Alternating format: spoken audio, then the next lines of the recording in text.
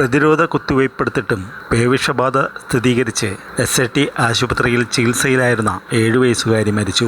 കൊല്ലം Kunnicode Jasmine മൻസിലിൽ നിയ ഫൈസലാണ് മരിച്ചത്. വെന്റിലേറ്ററിന്റെ സഹായത്തോടെ ജീവൻ നിലനിർത്തി വരികയായിരുന്നു. 3 ഡോസ് വാക്സിൻ എടുത്തിട്ടും പേവിഷബാധയുണ്ടായതിൽ ആരോഗ്യവകുപ്പിനെതിരെ വിമർശനം നടക്കുന്നതിനിടയിലാണ് കുട്ടിയുടെ മരണം. കഴിഞ്ഞ ഏപ്രിൽ 8-നാണ് വീട്ടുമുറ്റത്ത് കളിച്ചുകൊണ്ടിരുന്ന കുട്ടിക്ക് നായയുടെ കടിയേറ്റത്.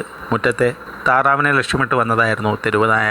താറാവിനെ രക്ഷിക്കാൻ കുട്ടി അടുത്തേക്ക് ഓടിയെത്തിയതോടെ കൈമുട്ടിന് കടിയേൽക്കുകയായിരുന്നു. ഉടൻ തന്നെ വീടിന് സമീപത്തെ വിളക്കുകുടി പ്രാഥമികാരോഗ്യ കേന്ദ്രത്തിലെത്തിച്ച് പ്രതിരോധ കുത്തിവയ്പ്പെടുത്തിയിരുന്നു. തുടർന്ന് ഏപ്രിൽ 11, 15 തീയതികളിലായി 2ഉം 3ഉം ഡോസ് കുത്തിവയ്പും എടുത്തു. അവസാന ഡോസ് മെയ് 6-ന് എടുക്കാനിരിക്കെയാണ് കുട്ടിക്ക് പനി ബാധിച്ചത്. കടിയേറ്റ കൈമുട്ടിൻ്റെ ഭാഗത്ത് വേദനയും അനുഭവപ്പെട്ടു.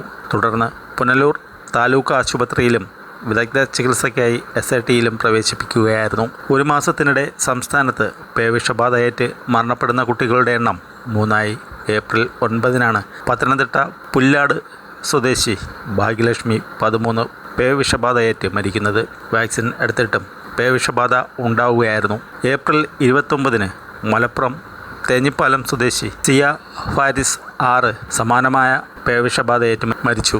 ഡിസംബറിൽ നായയുടെ കടിയേറ്റ് കോഴഞ്ചേരിയിലെ ജില്ലാ ആശുപത്രിയിൽ നിന്ന് കുത്തിവയ്പ്പെടുത്ത ഭാഗ്യലക്ഷ്മിയുടെ മരണം 3 മാസത്തിന് ശേഷമായിരുന്നു. കുട്ടി അവസാനം ചികിത്സയിൽ കഴിഞ്ഞ സ്വകാര്യ ആശുപത്രിയിൽ നിന്ന് ശേഖരിച്ച സാമ്പിളുകൾ സ്റ്റേറ്റ് പബ്ലിക് ഹെൽത്ത് ലാബിൽ പരിശോധിച്ചപ്പോഴാണ് പേവിഷബാധ സ്ഥിരീകരിച്ചത്. ഈ വർഷം സംസ്ഥാനത്ത് പേവിഷബാധയേറ്റ് മരിച്ചത് 13 പേരെന്നാണ് ആരോഗ്യവകുപ്പിൻ്റെ കണക്ക്.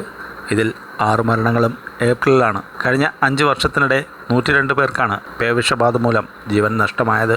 അതേസമയം വാക്സിൻ സുരക്ഷിതമാണെന്നാണ് ആരോഗ്യവകുപ്പ് ആവർത്തിച്ച് പറയുന്നത്. വ്യത്യസ്ത ബാച്ചുകളിലുള്ളവയും സുരക്ഷിതമായി സൂക്ഷിച്ചു വച്ചിരിക്കുന്നതെന്നാണ് പ്രാഥമിക റിപ്പോർട്ട്.